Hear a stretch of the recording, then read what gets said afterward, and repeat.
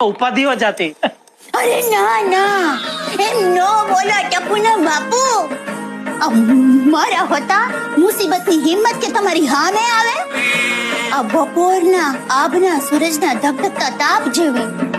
તોખાર વીજળીના કડકડાટ જેવી ઉગમણી દિશાએ વહેતા પવન જેવી આ તોફાને ચડેલા સાગરના ઉછળતા લહેરો જેવી અને આ ભવની હું ભવની તમારી સાથી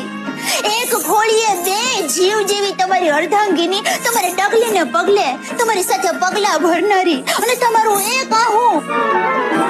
આહું રોકવા હાટું વિષનું બેડું ઘટઘટાવવાનું જોમ રાખનારી અને મારા સુહાગ તમારા નામનો સેથો સજાવનારી તમારી લાંબી આયુના ચૂડા પહેરનારી આ તમારા સ્વરૂપ સમૂહ આ મંગળ સૂત્ર પહેરનારી આ તમારી અર્ધાંગીની જ્યાં લગી તમારી હાથે છે ને ત્યાં લગી મુસીબત તો હું સાક્ષાત યમરાજને પણ આવતા વાર વિચાર કરવો પડશે મારા ભરતાર એમને પણ 100 વાર વિચાર કરવો પડે